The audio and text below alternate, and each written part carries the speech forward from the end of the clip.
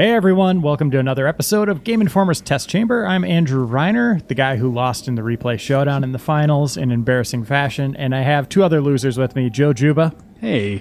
And Kimberly Wallace. At least I beat one of the losers here. Yeah, there you go. So we're playing Child of Light. Actually, Juba's playing it. He reviewed it for Game Informer, and we're starting from the beginning. We cut out some of the story stuff.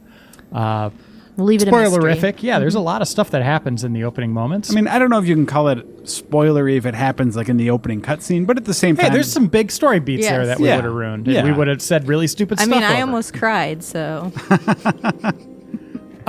So we're looking at Aurora. Mm-hmm. She needs a haircut.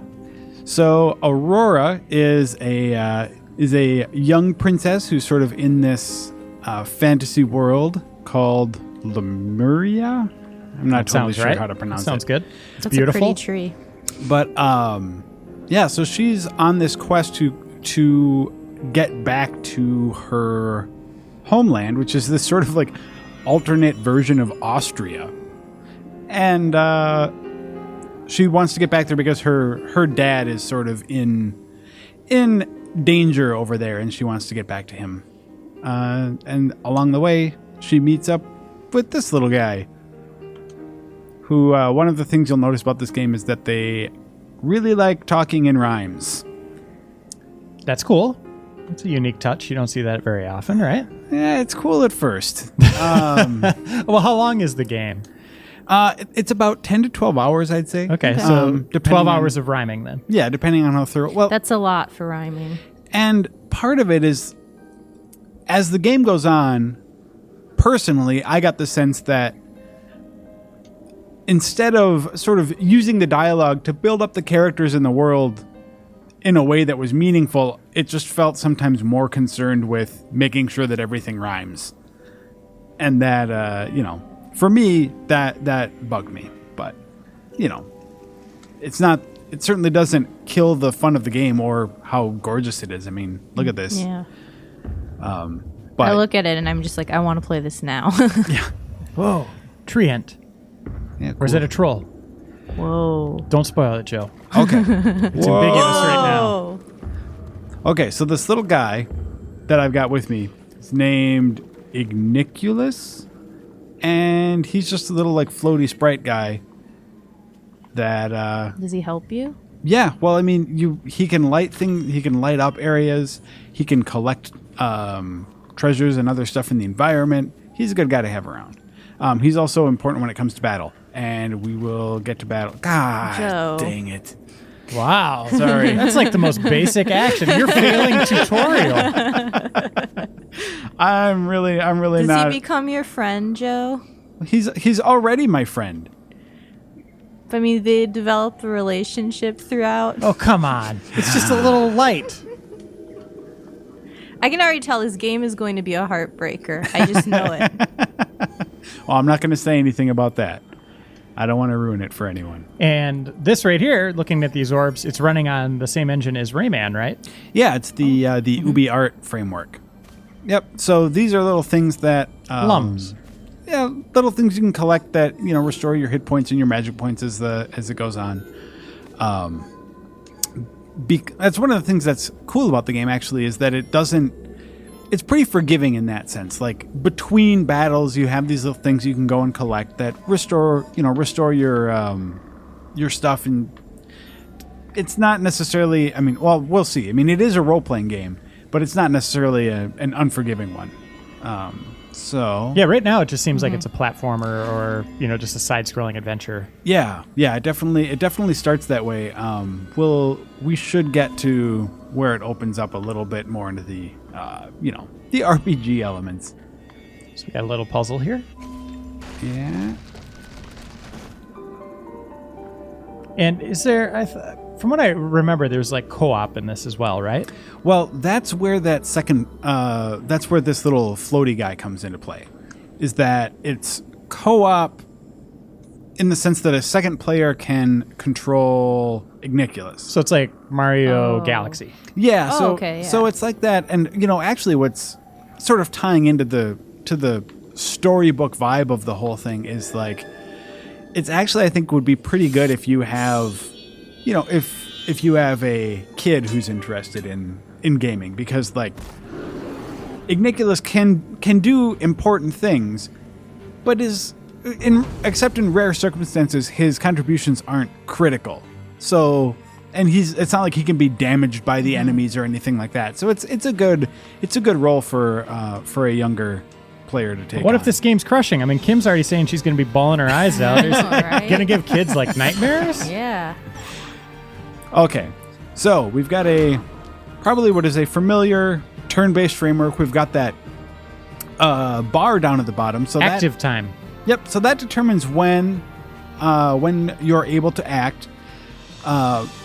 What you want to try and do is manage. You want to do a lot of managing of like where you are and where your enemies are on the timeline, which we're not seeing a whole lot of that, in these early battles. But if you've played like Grandia 2 or 3, it's sort of a similar timeline management sort of vibe to it. Well, that's a good thing. Yeah, which gets really really cool in some of the later battles, especially. There's one thing he can do is he can blind enemies. So then that gives you advantage. Well, yeah. So then it's easier to sneak up on them. Then okay, Gotcha. cool. so then you get the surprise attack. So what you want to do, I'm not sure if we're going to get a chance to demonstrate this completely, is what? Oh yeah, we will maybe. So you see when the enemies are in that red area, they have already selected their action. Oh shoot, I missed it. Okay, you want to hit them when they're in the red area because that will interrupt their attack and kick them further down the timeline. So then they won't even, if you time it right, you can actually keep an enemy from even ever acting. If you have a couple party members. Can you juggle like away. multiple enemies at once and keep them all at bay? It's a little harder because you can only use two. You can only use 2 party members, and you can go up against 3 enemies at once. That looked cool. What was that? That was our skill system. Let's pull it up. Oh. It looks pretty deep, huh? So Yeah, I like that. Surprisingly deep. At a later point in the game, these sort of gray ones open up, so you can take a skill all the way up to the end of the chain. So, yeah, and it's pretty much 3 paths. You don't want to invest in one completely. So you kind at of the want to expense mix it of the other ones, yeah. But I mean, you also don't necessarily want this is her physical attack path. Basically, is where you get like the best of her basic attack, which is good. But you also you want this elevate damage skill because that helps her work better with other party members. And the Starlight, which is sort of like an elemental. How much ability. of it did you fill in your playthrough? Let's see. I got to the end of 2 of the 3 chains. And now you're saying 12 hours. Is there, in typical RPG fashion, side content where you could go fill those other 3 either by farming zones or there side missions, anything like that? If you wanted to, you could go back. Juggle this guy. You could farm it. Well, it's not that easy. You have to wait until he's. It looks easy. It's just timing based. Now. That's Nope. what happened. All right. What were we saying? Hold on. Side content. Oh stuff yeah, like yeah. that. So there are some side quests. Oh, here, real quick. Igniculus can open chests, so you don't need to. Well, that could be really handy. Well, I guess you could do that one player anyway, right? Well, yeah. There are some chests that only Aurora can open. But anyway, he's on the right stick and she's on the left. Correct. Okay. Yep. Cool. If you're playing single player, otherwise it's another controller, obviously. So yeah, there are some sort of like side missions that you can do, but it's not the kind of thing where it's like whole brand new areas that you haven't seen before or anything like that. It's but it's still. Can you farm XP? Yeah, you could do that. I didn't really ever find the need Her to. crown. Like if you're just fighting enemies as you run into them, you will be plenty powerful for what you're running into. I don't think you need to worry too much about that kind of thing. What you also saw there in that fight is that Aurora is vulnerable to the same interruption tactic that enemies are. So it's not like that's just a trick in your back pocket. Okay, juggle him. That I can do. Okay, so Here we go. if I attack this dude, he will be. You can tell that he's going to be in the red by the time my attack comes along. Okay, so he just got killed. But If he wouldn't have been killed immediately, he would have been delayed. And what I'm doing with the blue guy there is he can slow down enemies' progression down that meter, just in the middle of combat even. So that's another way that you can sort of manage who's going when. So let's see. Box puzzles. Yeah. Well, what I'm hoping we get to here is where we don't actually need to do box puzzles. It starts out like that, where you need to, push boxes to get certain places. Oh, here you go. Oh, 2. But eventually, Aurora gets the ability to fly. Oh, that's cool. So for most of the game, you're not doing these sorts of like platforming challenges. Most of the game, you press A and you're just automatically hovering in the sky. Why Was didn't the you choice- talk to the bird? Was the choice either flight or get shoes? Good. Oh, yeah. No, that was not the choice. Okay. So Oh, nice. we'll skip her. And now you won't have enough hit points for the boss. Probably not. We'll be destroyed. Oh, Whoa, cool. That was kind of cool. scary. Yeah, that's out of nowhere. Juggle them. That guy's scary. Critical. Okay. How is it difficulty-wise? Let's do this. Uh, Interesting. So that's Oh. another way that guy's useful. Yeah, difficulty-wise, there are a few fights that are, I would say, a little bit challenging, but I don't think I ever got a game over through losing in battle. They do anything with difficulty levels or New Game Plus, anything like that? Yep. So you can choose a hard difficulty if the normal one, like if you're seasoned, I don't think the hard difficulty would be outrageous for you. And then there is a New Game Plus afterwards, after you beat it, so you can, keep on rolling. And what other, without spoiling it, what other types of characters do you get class-wise? Are they kind of all similar to her, where they have multiple paths that kind of go from being melee to magic, or are they pretty unique? All of the characters have multiple paths, and you'll recognize, I'd say, some of the archetypes. Like there's one character who focuses on healing, another one who focuses on sort of like some buffs, another one. But focuses isn't even the right way to say it, because you're right, they do all have these different skill trees that they can go down. So each character kind of fills a couple of roles. Gotcha. That's cool. Except I would say that there's one who's primarily just a tank. Like he's just there to sort of do damage and soak up damage.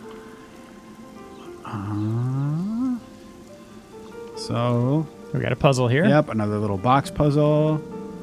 This is the Tails game. What? Oh, that Tails-related humor, Kim. Always relevant. But I mean, this game, in terms of the visuals, just knocks it out of the park. Consistently throughout. Like it's not like it's one of those things where they just get this novel approach for the beginning and then they lose it. Like the game looks better and better as it goes on. And Really? Wow. I would say, I would assume, but how are the other environments that you visit? Are they varied? Yeah. I mean, it's got that storybook sense of journey to it, right? Okay. Like you start in one place and there is, I don't want to say you follow a path, but it's not solely linear in the sense that like you can always go back and visit places that you've been before, and sometimes you need to do that to complete different quests and things like that. So, there's a reason to sort of explore the world, but it is sort of the hero's journey from point A to point B also. Yeah, I love the look of the environments. You don't really notice until you really look that it's all 2D. Like take a really hard look at it. Yeah, and it's just all flat. Well, and the soundtrack too is just works so well with the visuals and the vibe of the whole thing too. It just is a very a very cool sort of sensory experience, in addition to just having some some decent gameplay to it also. And if you couldn't tell, we're playing this one on Xbox One, or this playthrough on Xbox One. What else is it out on, Joe? A lot. Okay, let's play the guessing game here. It's out on PlayStation 3, Yep. PlayStation 4, Yep. Xbox 360, Yep. PC. Yep. Wii U. Okay, well, Wii U, Vita. I don't think so. Oh, I guess you would've could loved do this on remote Vita. play, right? Yeah, I Yeah, guess you yeah. could. That's kind of the workaround for that. Yeah, no, right. I mean, as of right now, this is actually the only version I've assessed, so I can't speak to differences on all of the different consoles yet. But Are you failing a puzzle? no, I'm just waiting. I was so focused on the different platforms that I forgot that I needed to do this first. All right. Are we going to get to a But- boss fight? I don't think it's far off. Let's do it. I want to get there. Nicely done. Okay. You're avoiding your lums.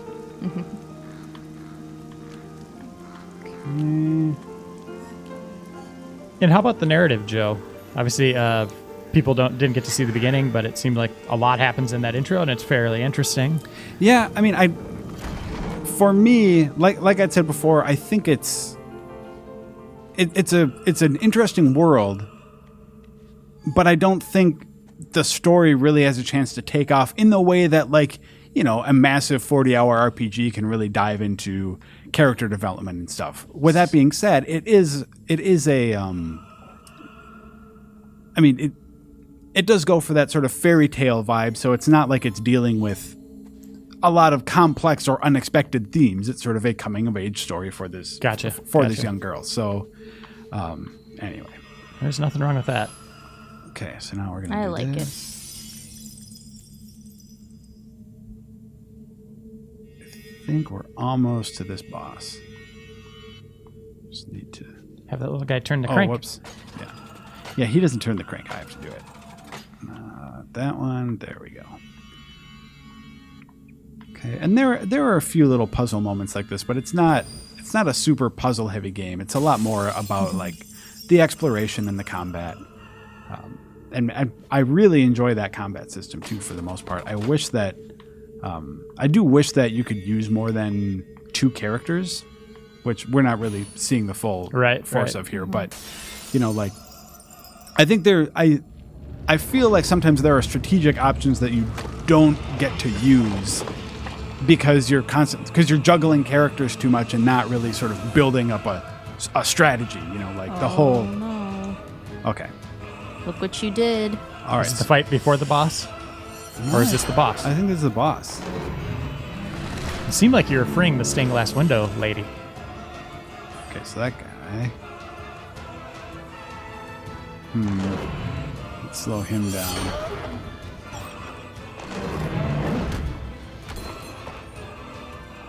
Whoa.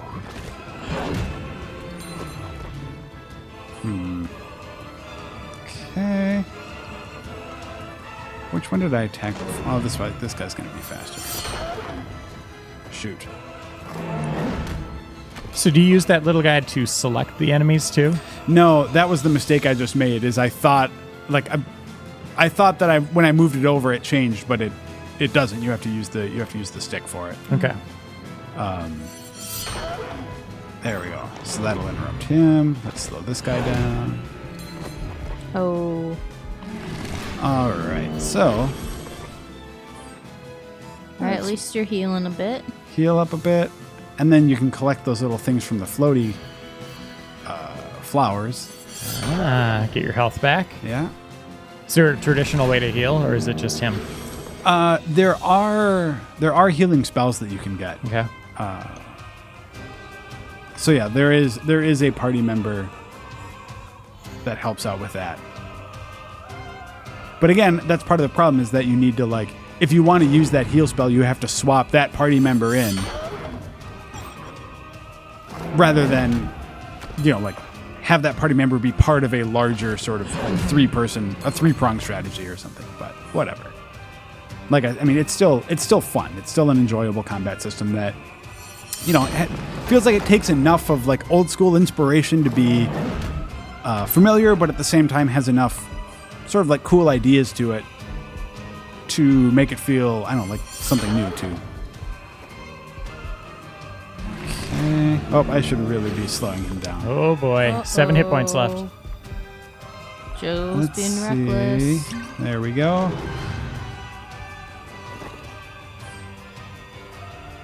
Nice. She moves faster than him. Whoa. Oh. What's that? Aw. What was that? Oh, he gave himself health. Yeah. I I hate when enemies can heal themselves. That's just horse such a crap. pain. Come on, guys. If you can heal yourself, they should be able to heal themselves. Nuh-uh. No. It's not as bad as the games when like you have a boss that's down to almost no health and then all of a sudden the boss is like, "Oh, I have all my health back." Or he summons 2 guys and then those guys heal him. Yeah. Oh, that's the worst. Okay. So we're almost done with this.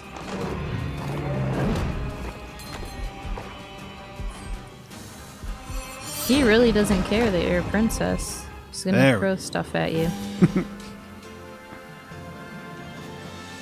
All right. So this should get us to the part where we can at least see what the flying looks like. Okay. We're going to get the white blob. This is so pretty. Yeah, and it doesn't stop. It just looks cool throughout. Oh, this is where it's gonna get sad. Kim. This is uplifting. She's being helped. Once the sun Oh, shone that upon music. the land of sequined valleys and peaks of white, and at night ruined castles glowed with alabaster light. From the stars in the crescent moon, a queen of light ruled this rambling place. Each night she walked the palace alone, her luminosity dawn's own face. Until one night there was no trace. The queen had vanished, and with her the light. Dark resided in its place. The usurper, Umbra, hid from sight. She sent her daughters in her stead. The sun, the stars, and the crescent moon. They pilfered from the sky, extinguished them with the monsoon. Then Umbra's dark creatures conquered the land. Our lives soon snuffed out by a wave of her hand. Wow. Hats off to the writers or writer who had to make everything rhyme like that. That must have been a pain in the butt. That was cool. That was a nice little moment. Yeah. Okay. What do you think's under the hood, Kim? A skull? Nothing. Ooh, that's even scarier.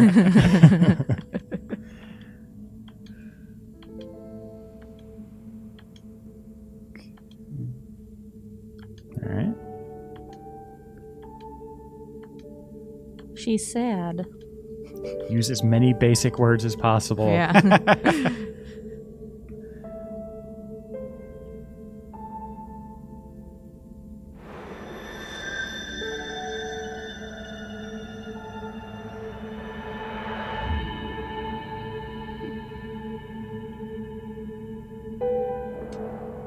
What an incredible surprise. Now she can fly.